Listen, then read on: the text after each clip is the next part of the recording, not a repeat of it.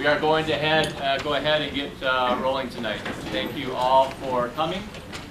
We really appreciate you taking the time to come out and spend some time with us talking about our budget, and we're really anxious to hear from all of you. This is just a great turnout, and we're very, very, very pleased with the number of people that have signed up to come and listen to what's going on in the school district and providing us some feedback. So we had approximately 90 people signed up for tonight.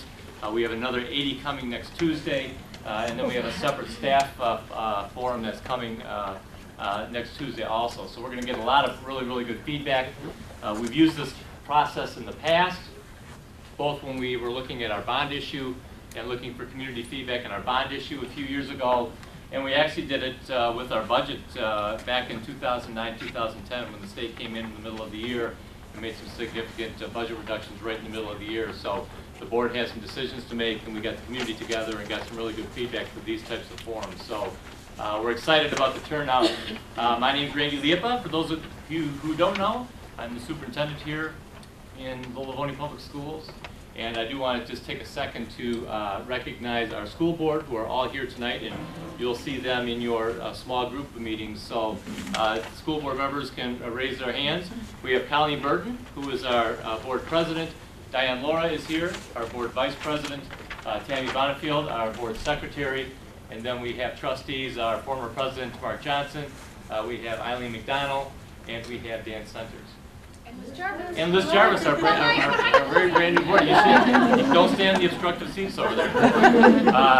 And so they'll all have an opportunity to spend some time with you in a much smaller setting as we move ahead.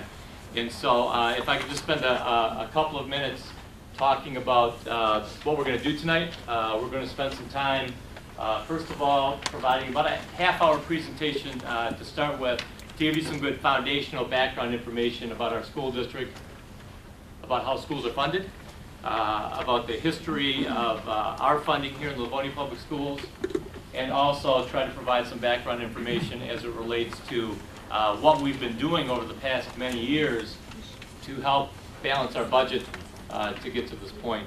Also, we'll probably spend a few minutes talking about the ballot proposal that's coming up in May. Because that could make a big swing in the overall issues from a financial standpoint for our school districts and school districts across the state. So we want to inform you on that and give you that information.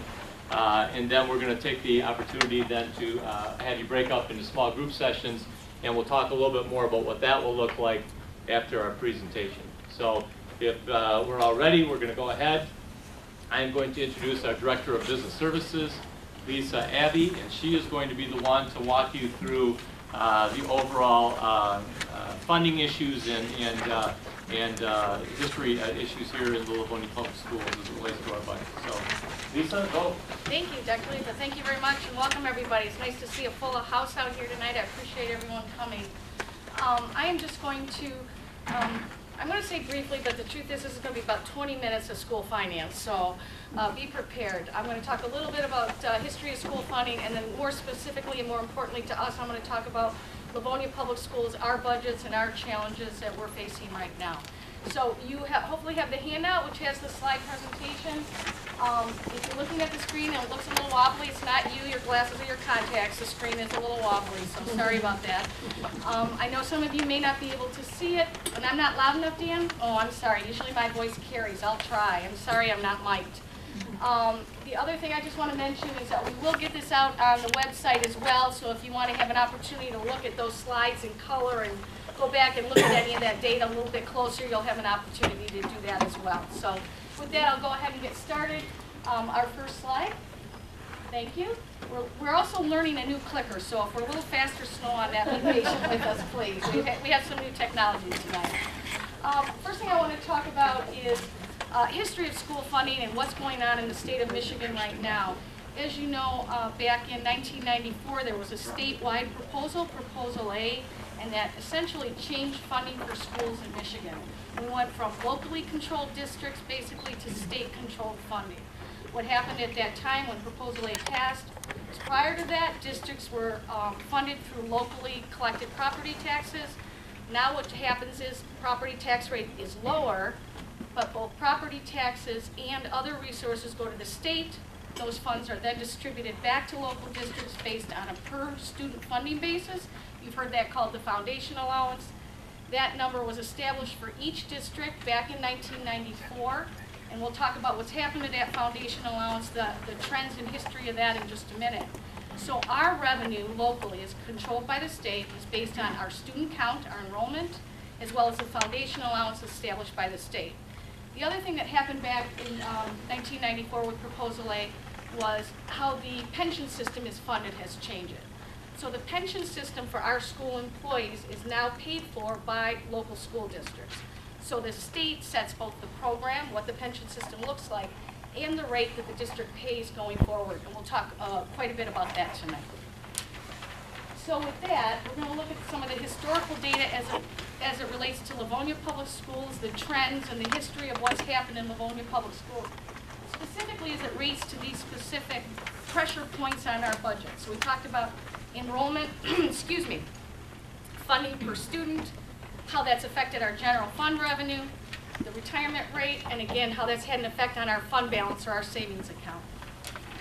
So the first slide, hopefully you can see this on your handout. The first slide is looking at our enrollment trends over the past several years. The top of the slide shows the statewide enrollment trend declining. The lower slide shows locally Livonia Public Schools enrollment trend also declining. And I think you can see that our local trends basically mirror what's been going on statewide. That same level of decline that's been happening in Livonia has been happening across the state. So we're not alone in enrollment decline. The other thing I want to mention is generally this is a result of fewer live births. We have less children being born in the state of Michigan, as well as the economic trends, very difficult economic trends that we've had in Michigan. One other thing I want to point out is as you know, we've had increased opportunities for students in our community to go to non-public schools or charter schools. The percentage of students in our Livonia community going to non-public schools has basically remained at a steady trend, so that has not changed significantly over that period. The next thing we want to talk about is the state foundation allowance. Again, this is the amount that was set in 1994 by the state, and we want to look at what has happened in the last several years. I think it's pretty obvious. You can see a downward trend over the last 7 years. When you look at that number, it's actually approximately $500 per student decline in the foundation allowance over that period of time. And even if you look at more recent trends beginning in 2011, 2012, it's been pretty much flat or very nominal increases. That last increase is about $30 per student from 12-13 to 13-14. So I think when we talk about painting a picture of what our budget has looked like and the trend, we have both enrollment decline, we have flat or declining foundation allowance. So what's happened to our general fund revenues? About 90% of our general fund revenues are based on that formula of enrollment times the foundation allowance. So as you would expect, the revenues have declined over that period of time. I want to point out 12-13 and 13-14, you see that little bar, there's that little shaded or lined out area.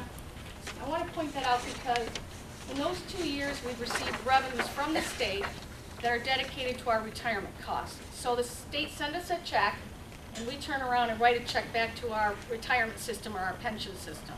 So those aren't new revenues, they don't add to our budget, they're not monies we can use for anything else. So they're a dedicated resource.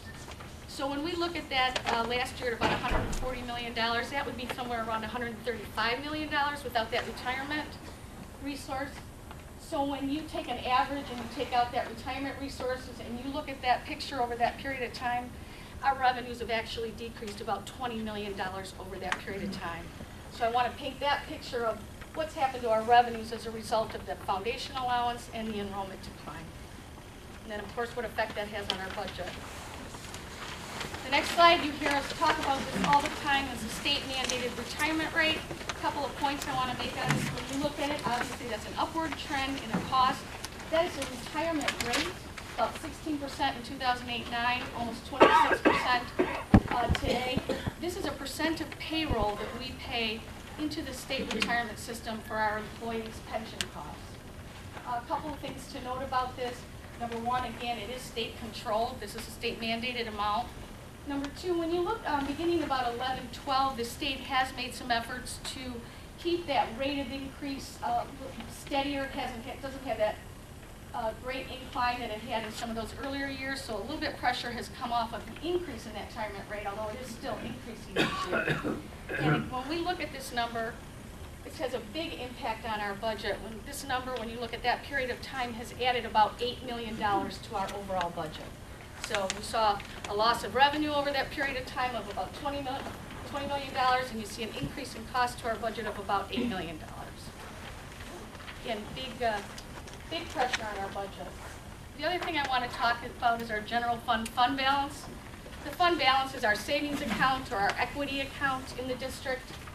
What you can see is obviously a decrease over the last 14 years. You can see that 2000 fund balance is about $17 million.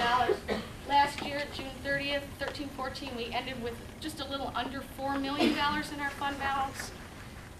A steep decline. What I want to talk about when we talk about this slide, and we'll talk about it again later in the presentation as well, is that we in the district have had a plan over all these years where we've attempted to maintain programs and services for students. So we have, as we plan our budget each and every year, we look at our revenue resources, we look at our increased costs, and then we say, what are we going to do to keep as many programs and services for students that we have?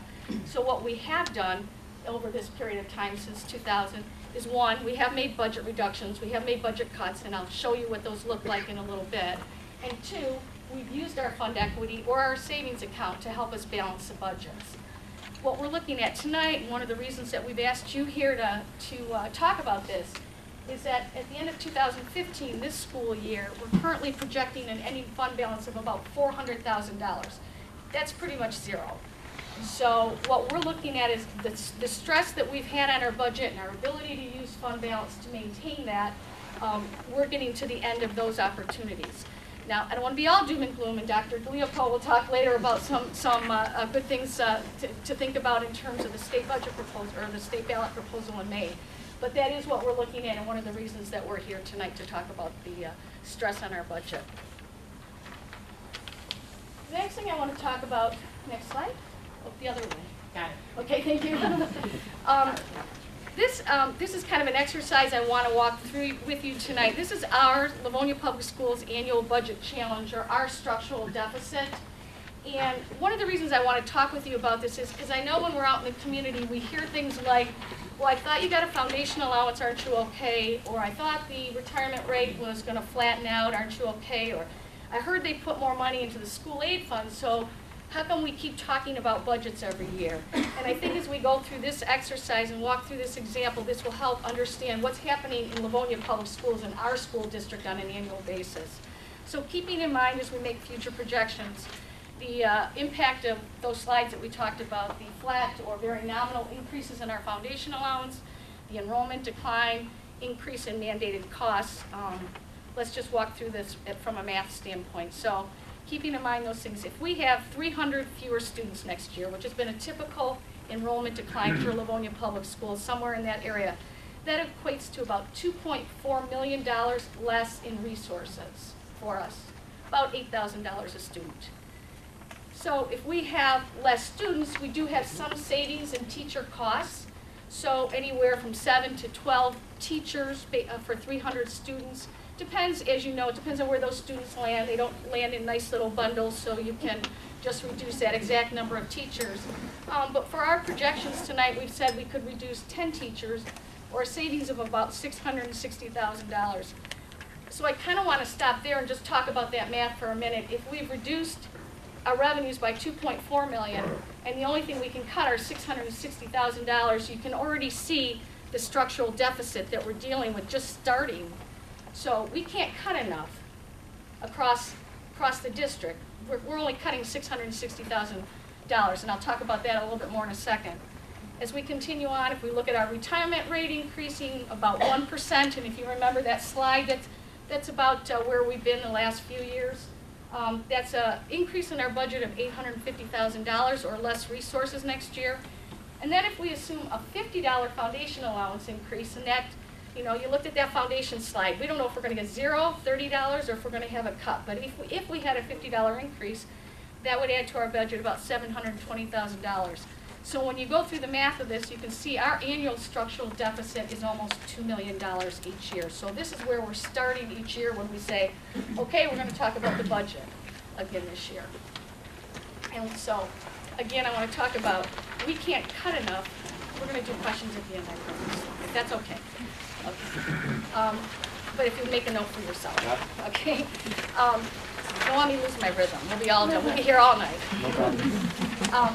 One thing I want to mention, so we talked about we have 300 students. Well, those 300 students, if they're reduced, they're across 800 classrooms in about 27 buildings. So you can imagine, we still have to maintain those buildings. We have principals, secretaries, we have utility costs, you know, we have custodians. We can't cut enough to meet that loss of revenue. I am very briefly going to talk about the district funds. Sometimes we hear questions about, I know there's other funds in the district. Can you use those for salaries and benefits? Can you use those to help your general fund? So I just want to very briefly go through that for you so you have that information. The general fund is where we do our day-to-day activities. It's where we collect the revenues from our state aid. It's where we pay our classroom teachers. It's where we pay our custodians. It's where we do our transportation services. It's our operating fund from day to day. The other funds generally just cannot be used for general fund purposes. Our special education fund, that's our county-wide special education fund. Those resources come from the county. They're used for special ed students. The debt retirement fund is used to reduce our principal and interest, our debt on prior bond funds. Capital project funds is where we record expenditures for our sinking fund and our 2013 bond fund. Food service fund, of course, is where we record our lunch program. Health and welfare fund is where we record benefits for employees. Athletic fund, extracurricular activities. Scholarship fund, our scholarships for students. And last, local, state, and federally funded programs. These are usually restricted funds that usually come from the federal government or may come from the state, such as Title I or IDEA funds. Those funds are restricted to those programs. And while overall, that's about $7 to $8 million a year in that fund, and while overall those programs definitely help our students, those are good programs, and they do supplement our overall programs, we can't use those funds to help our general fund salaries and benefits or for anything else in the general fund. So we've talked a lot about the revenues in the district and how they got here. I want to, when you go into your breakout sessions, have a broad picture of what we spend money on. What are the expenditures, major expenditure areas in the district? I'm not going to go through this with you. You've got it. I'm not going to go through all the numbers, but just to give you some idea, you can see the largest amount of money that we spend is in our general education K-12 program. That's our classroom teachers and supplies and materials, textbooks that we get into our classrooms. The next two items are both special education, and those are mandated, meaning they're required for the district to operate those programs based on our special ed students' needs or the individual education plans that those students have. Those would be anything from our resource room teachers, our paraprofessionals in the district, our speech therapists, psychologists, social workers, etc. Media center is, of course, our library and staff and materials. Our facility maintenance, that's all of our utilities, that's all of our custodial supplies, that's all of our repairs and cleaning across the district. And in Livonia, we maintain about 3 million square feet of space in the district. So it really is a large area to keep clean and maintained. Transportation services, of course, that's our busing for general ed and special ed students. Extracurricular programs may include athletics, performing arts, music, and other. We have administrative costs. Security is our police liaisons, our Livonia police liaisons, as well as our contracted security that we have in our buildings. We have our school administration and support. That's our principals, secretaries, and all the resources they need to work into the schools to support our teaching staff and students. And last but not least, our curriculum and professional development. This department is charged with making sure we have all of the right materials and testing to meet all the state requirements each year. Some other expenditure information I think will be nice for you to have and that you can refer to. We'll go over. One is the class size ratios that we use for staffing purposes. And while you see those nice, neat numbers like 25-1 in kindergarten, I'll just remind you again, children don't come in nice, neat packages. So when we think about the 800 classrooms we have across the district, in each individual class size, those class sizes will vary. Some will be less and some will be more. Other expenditure information, just kind of get a handle on what does Livonia spend on utility costs. We spend a little over $3 million. On instructional supplies, these are textbooks and materials that go into our K-12 classrooms. It's a little over $1 million. All of the rest of the supplies in the district out of the general fund. So I'm talking about custodial, maintenance, fuel, paper that this is, light bulbs, there you go, you got it, all of it, is $2.5 million. And then the retirement, again, that mandated expense that we've talked about so many times, that's $28.4 million in our general fund operating budget. And I just want to make a note of that $1.1 million for instructional supplies. We'll come back to that in a little bit. Some other expenditure information that will be helpful for you as we get into our small groups later. We've talked a lot about, or I've talked a lot about mandated versus non-mandated expenditures. Generally, mandated expenditures are those that are required by law. Some may be required by contracts, but they would be like our special ed programs. We're required to transport special ed students. That's at retirement costs that we talked about. When Dr. Leopold comes back up, he's going to talk a little bit more in detail about some of the non-mandated expenditures, which will be some of the items that you'll be looking at later in your small groups. So we'll talk about that. But one of the main points I'd like to make is that when we talk about the number of cuts that we've made, and you'll see that in a minute, we have very little mandated or very little discretionary expenses left in our budget. One other item is I want to just mention is that we have a lot of programs in the district that are self-sustaining. Okay. So when we sit down and start talking about our budget, you don't hear us talk about these programs very much, such as adult education, child care, our new Japanese immersion school, because these are programs where we generate sufficient revenue in that program to cover the costs and expenditures of that program. So when we talk about budget challenges or pressures on our budget, these self-sustaining programs don't meet that requirement, so we really don't talk about those. So if you remember the fund balance slide where I talked about we had $17 million in the bank in 2000, and now at the end of this year we're almost at zero. One of the things I talked about is that we've made very deliberate efforts over the years in our budgeting process to maintain programs for students in the district, and we've done that by, as I said, one, cutting costs, and two, using our fund balance. So what I've got on this slide is a sample of the budget cuts that make up the costs that we've done over many years. Again, this is just a sample, but we have cuts to classroom teachers of $5 million, student support staff, and these would be positions that aren't required, a little over $2 million, kindergarten aides a little over $1 million, teaching materials and textbooks $2.4 million, and remember I told you what we had left in the budget is $1.1 million, so we've already cut $2.4 million, and all we have left is $1.1 million in teaching supplies and materials. Other areas where we've made cuts are in staff training, administrative and secretarial support, maintenance and custodial supplies, transportation services. We've implemented pay to participate for extracurricular activities. That is, as you parents know, you're actually paying for your students to participate. And then many, many cost saving and revenue enhancement ideas over the years. Anything about leasing buildings. We've changed our entire healthcare program for our employees to save money. We've partnered with other districts for cost savings and many other. The items that we just looked at on that page, I want to stress, that's above and beyond $28 million in budget reductions that we've made since 2001, 2002.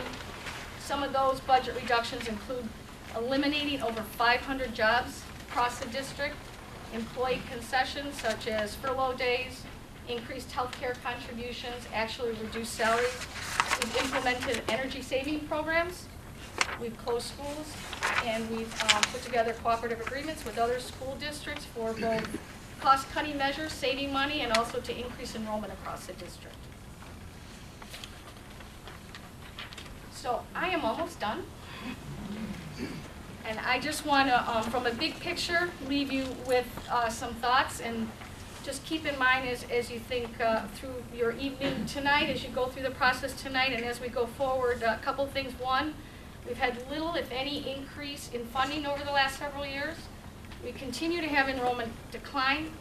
We have increased mandated costs or costs of living, regular costs of living increases, which results in less money, a shortfall each year of somewhere around $2 million just to start the year. So what I'd like to leave you with is that we've done a great job maintaining our programs and services. But again, as I said, we're at that point where we are looking, we're challenged to need to look at making adjustments going forward. So with that, I would like to reintroduce Dr. Lipa, who is, again, is going to talk a little bit about the May ballot proposal and then the processes that's going to be going on in your small group rooms. Yes, and we do want to get you in your small group rooms because the purpose of our meeting tonight is really to hear from you. So we do think this is very important background information, and I appreciate you being patient while we continue to go through a few more things, but we're anxious to get you into our small group rooms. So as Lisa mentioned, one of the big questions is, well, okay, what does next year look like? How big of an issue do we have for next year? And what I'm here to tell you is it's actually quite a range as we sit here today of what it could be, and it could be anywhere from we might be okay to it could be a several $million issue that we're looking at. And let me tell you why. Some of the unknowns as we're looking at next year, number one, Lisa mentioned the ballot proposal.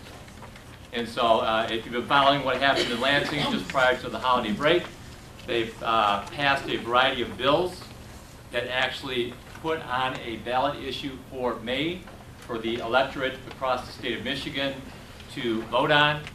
And of course, you all know it. We all know it as the Rose Bill, right? The Rose Bill, the Rose Bill. Well, the Rose Bill also includes some funding for schools. And so you may have read about this. And so the way that it has worked is there are certain dollars through the Rhodes Bill that will be set aside from sales tax to pay for the road renovations, along with an increase in fuel tax, a couple of other things. That money will all go into a pot to pay to fix the roads. What happens when some of that sales tax money goes over to fix the roads, that leaves a hole in the school aid fund, okay? The fund that pays for us, because sales tax is a big piece of that now, as Lisa mentioned. And so with that hole, what they are doing is they're increasing the current sales tax in the state of Michigan from 6 cents to 7 cents. And so one of the things we're not going to do tonight is get into a debate in regards to is it a good proposal or is it a bad proposal. What we're going to do is explain to you what it might mean to our school district if it does or if it does not pass. And so if they go ahead and collect that additional 1 penny of sales tax through that proposal, if that's approved in May, what happens is not only does that hole in the school aid fund get filled, there's going to be another $300 million in there for schools. And if you average that out across the school, across the state of Michigan, that's about a $200 per student increase in funding. Okay? I can tell you, I've been doing school finance for 25 years, we have not seen in this school district an increase of $200 per student since the 1990s. And $200 per student, by the way, is 2.5%. That's what that is in our overall funding picture. It's about a 2.5% increase. We haven't seen a $200 per student increase. Lisa showed you the slide. We haven't seen that since the late 1990s. And so that, if you take $200 and you multiply it by 15,000 kids, that's $3 million. Okay? So when you talk about that big swing, what happens in May has a big impact in regards to do we have a deficit next year or don't we have a deficit next year? Okay? So that's one big piece of the puzzle. Another big piece of the puzzle that we don't know this early in the year is how many retirements we'll have for next year. And so when we look at our teaching staff and our teaching staff costs, if we have a lot of retirements next year, then that actually saves us money because either if we don't fill those positions or if we do fill those positions, there'll be someone who's at the bottom of the pay scale as opposed to the top of the pay scale, and so there's savings for the school district.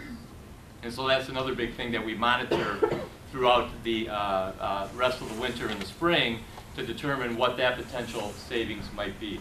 And so those are two big things that could mean we might be in pretty good shape or we might have a multi-million-dollar deficit that we need to address. From the board standpoint, they got to get thinking about this right now.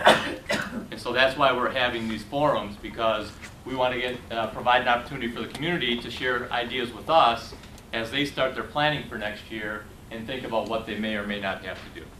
Okay? I do want to introduce, I'm sorry, I forgot to introduce a couple of people. We have Penny Kreider from Senator Klobeck's office. Penny, thank you for coming.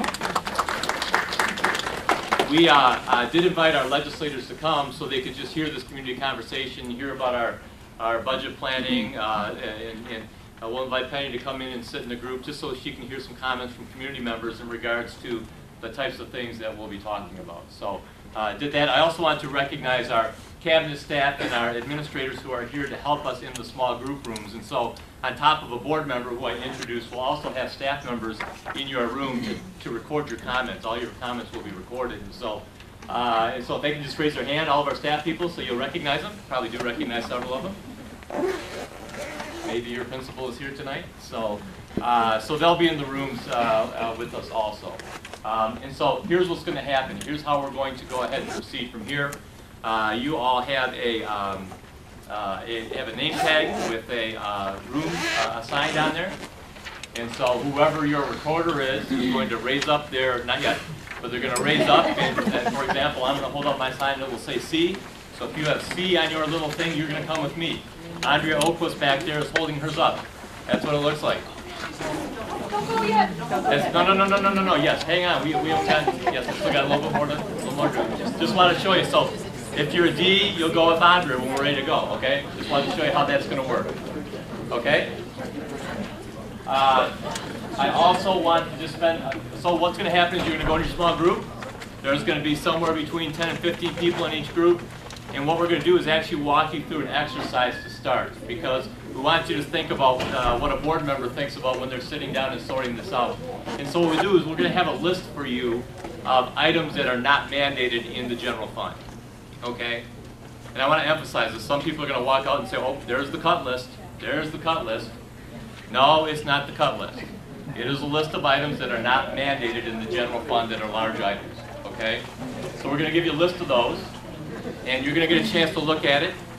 You're going to get a chance to look at those items and say, you know what, these are the items that I'd be most willing to look at in regards to if we had to make budget reductions, or here are the items that I would be least interested. We're going to let you pick, there's a whole slew of items on there. We're going to let you pick 3 most, 3 least, so we can get some flavor as it relates to what's important to people as it relates to our overall budget, okay?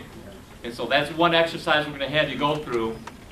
Know that if there are things on the list that you looked at, and you're looking for your item on the list that you wanted to provide some feedback on, we have some blank areas down there that say other. You can write in your own item and say, yeah, I wanted this because this wasn't on the list, but I at least want to have this as part of my thoughts and share that to the Board of Education. We also then, on the back of that sheet, we will also provide the opportunity for you to say anything you want about the budget process or your budget thoughts. Okay. Nice words. We're going to use nice words. But anything you want to share with the Board of Education, you know, that's why we're here tonight, is to hear from you. So anything you want to hear from the Board, anything you want to share with the Board of Education outside of this activity, we want you to be able to write down. Okay? So after you're done with that, what's going to happen is the Board of Education is going to get a little time to do that, and then they're actually going to go around the room. And one of the things we've been successful with in these parts process is we break it down in small groups so we can hear from everybody. And so everybody's going to have a chance to, if they want to say something about what they filled out on the form, they'll have an opportunity to do that. Hey, you know, when I saw this really jumped out at me. You know, just from my perspective, I want to share this. Okay? Everybody will have an opportunity to do that, and then after we go around the room once, we'll do it again, because you'll have had an opportunity to hear from everybody in the room, and so you'll have another opportunity to then say, okay, well, you know what, I didn't think about what Mr. Jones said over here, and I have a comment about that. Or it's an opportunity then for you to share anything you'd like. So, you know, this wasn't on the list. I wish, you know, not wish, because again, this isn't a complete list, but I'd like us to think about this. Okay. So those are the kinds of things that you're going to do when you're in small groups, and we want to, again, provide the opportunity to hear from everybody. So you will get this list. This is what it's going to look like. The Board of Education is going to walk through these directions with you again. We want to make sure that we're clear in regards to how we're following up on this. And so if you're thinking about non-mandated items on the list, here are the types of things, just so you have a little bit of background walking in there, because obviously we're not expecting you to be experts in school finance after a 20-minute presentation. We've got a big budget. It's a complex organization. What we do want to hear from you about is what's important to you, though. What is important to me when I think about the Livonia Public Schools and the programs and the services that we offer here? That's really the gist of what we're trying to get at. So we'll have all those non-mandated items lists. Again, these are not things of, this is the cut list, this is what we're going to do, but this is anything in the budget that's a big item that's non-mandated. So, for example, high school transportation. We talked about high school transportation in the back. It's not mandated. Another item is the K-12 transportation across the entire school district. We mentioned that some of it is required, and so you'll see a note on there. It'll say special education is required. So if a student is a special education student, and then their individualized education plan, that they'll receive transportation, we're required to provide that. Actually, over half of our transportation budget for required mandated special education costs. Okay, just again, some background information when you see some of these items. Class size. So when you think about class size from the K-6 level, if you look at class sizes, we're going to say here's what we would say if we increase class size on average by 1. Okay. Important to note, that doesn't mean that every classroom is going to have 1 extra student in it, right? That's not how we can do it on average, because as Lisa mentioned, the kids don't come in nice little 27 unit packages. So what happens is, when we increase class size by 1 across the school district, a lot of classrooms have no increase, and some classrooms might have 5 or 6 extra students in there, because that's, when you reduce a teacher, that's how it actually plays out. On average, it's 1 across the school district, okay? Just want to explain that again, so when you're thinking about that, what does that really look like and what does that mean? And you can do the math in your head. Increase class size by 1 means this. Well, if you increase it by 2 on average, it would mean this. That's at the elementary level. At the secondary level, we actually have very few positions above and beyond what's mandated to provide for class size. And so we have a class size average in the contract, and that's pretty much met at our secondary levels. We have just a handful of positions, but that's listed on there because it's a non-mandated item. All of our specialized programs, you might ask about our specialized program, our gifted and talented program at Webster, our gifted and talented program at Frost, our IB program at Franklin High School, those types of programs. Again, if we were to reduce those programs, the teachers by and large don't go away because the kids are still in our school district and we still need the teachers. They're just going to be teaching a general ed class instead of a special ed class, okay? There are a handful of positions that we have above and beyond in order to run those programs. And so that's why you're going to look at that and say, well, it only costs that much to run all those programs? Well, no, that's the staffing above and beyond that we provide. So if we were to say we weren't going to offer those programs next year, here's how much we would save. That makes sense? Okay. Again, pay to participate. We already do pay to participate in our school district. Lisa mentioned that. $300 per student at the high school, $150 per student at the middle schools, which is the fee for the year. And so what we did is just said, okay, if you were to increase that by $50, here's how much you would generate. Okay? So you'd have an idea that if you increased it by $50, you generate this much additional revenue to offset our overall extracurricular program cost. If you wonder what it was for 25, you could take the number divided by 2. If you wonder what it was for 100, you could take it and multiply it by 2. Just remember that when it gets to a certain level, we're going to see some drop in participation. That's something you just got to keep in the back of your mind. So we'll have that on there. You know, the overall cost for, we have certain support positions at the elementary schools and at our secondary schools. At the elementary schools, they're called ESTs. It's the one person that is released at the elementary schools that provide a variety of important services to support the kids. Academic services for struggling learners, social emotional issues for kids, behavioral issues, medical issues. Those are all serviced by that one person. We used to have 2.5 positions at each of our schools if you went back to the late 90s and early 2000s. We're down to only 1, but that's a non-mandated cost, so again, it's on the list. Same at the secondary level, we have student assistance people that we call them. We used to have them at the high school and the middle school. Now we actually share one person for each of the triads. So Stevenson and Holmes shares a person, Franklin and Emerson shares Churchill and Frost. And so we've already made some reductions there, but again, that's a non-mandated cost. They provide that support for those students that are really struggling and need some support above and beyond what's going on in the classroom. Revenue generator, limited schools of choice. We've done limited schools of choice in our school district. And so what we've done in the past is after we've taken care of, we've looked at some of our specialized programs, ACAT, MACAT, IB. We've looked at those programs, and after we've taken care and placed all of our kids, if we've had extra seats in those programs, we've offered students from outside of our school district to come and participate. We've been doing that for a few years. Last year, for the first time, we accepted 60 students from outside of our school district at the just the youngest grades, so they would come at the very youngest grades and be acclimated to our school district. And so again, we're just showing you that if you did that and if you were able to generate another, I think the example we used here, anywhere from 10 to 30, here's how much additional revenue you would generate, okay? And again, you can do the math yourself. 20 to 60 would be double that. We also then say unlimited schools of choice. That's an option.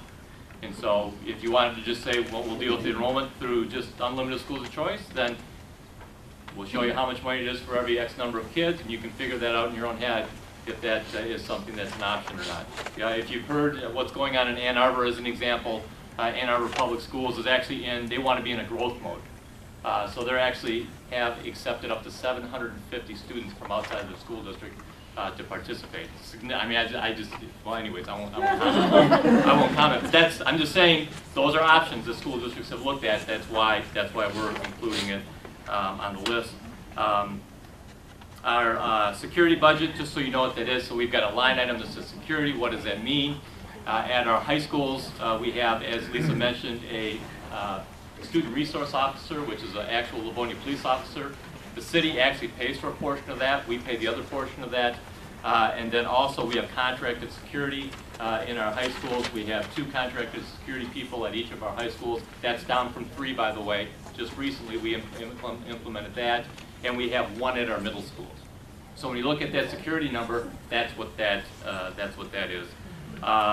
Selling off property or other assets, again, we just give you a range. If we were to look at assets that we are not using in the school district, what we could generate there from a revenue standpoint. And then we also list down there, if we were to close a K-4 elementary school, how much would you save if you did that? And so we don't have a 5-6 school, we don't have 7-8, we don't have 9-12, because we've done long-range projections in our school district, and we can't close a school. We don't have enough space in our remaining schools to close a school at those levels. At the K-4 level with 12 schools, you could look at doing this sometime in the future based on enrollment trends. So we just wanted, again, to give you an idea of what the cost savings were with that. And then last, you're going to see circled down there, other. So if there's something I just mentioned, you said, oh, well, you know, I got an idea, I'm going to put that down there. You can put down anything that you want, okay? Okay, we probably spent a little bit more time than we thought, but we want to get you in your group, so we're ready to roll. We are. I just want to say there were 1 or 2, if we can take 1 or 2 questions. I know that you had a question. I don't know if it got answered yet. No. Or okay, go ahead. In one of your slides, you showed a decrease in the savings account from 17 million in 2000 to 3.8 this year, and you're projecting 400 next year. 400 for the end of this year. The 3.8 was last year, right? Roughly, that's an average of about $3 million a year. Yeah, and it's gone in different chunks in different years. If you're expecting a $1.8 million short, But actually, we're talking about over 15 That's since years. 2000, so that's Yeah, that's since 2000. 2000. That 17 million was 2000, Yeah. so it's 14 years. okay. Yeah, so it's over So 14 years. you're expecting a shortfall of $1.8 million. No, it could be a little bit more. It all depends Right. how So all what the happens pieces if there's fit no together. cash? What's that? What happens if there's no cash? That's what we're talking about, or what budget. Yeah, the board has to make decisions and has to reduce its budget in order to balance its budget. So we do have to have a balanced budget. There So isn't an option to borrow money? So, no, you have to have a fund balance, meaning what you have in the bank has to be 0 or positive, can't be negative. That would be what you hear when you hear deficit districts. Sure. Yeah, so, Do we have anyone or a group of people that actively petition the state for grants? Yes. all the time. We're new to the district. Okay. The district we came from is flushed with extra money. They're forced to spend all of this technology money, all of this that we walked into our Come and talk classroom. to me after. I want to We'll talk be to their happy, business manager. again, I want to make sure that we get in our group, so I'd be happy to talk about you, but I know the types of things that you're talking about there, and we get those same types of grants. It may not be the same amount depending on how many free and reduced kids they have in their school districts and the size of the school district, but we're eligible for those same things, we're aware of them when we apply for them. Yeah, so that's what we talked about, our general operating fund. The point is some of those things are outside of that. We're just going to take a couple more because we do want to get, we had two over here and then we're going to go. Special education, Yes. money that you spend, like at Perrinville, I see all these school district buses pulling up. Yes. They're paying for part of their education, that's coming. We If you- get student enrollment, we count them as our students, they handle their own transportation costs, and then we actually put them on our list as whatever part of their day they're actually our students, so we get the revenue for them. Okay, cool. And then whatever shortfall is paid for by the county in those county-wide programs. One more and we're going to close it up.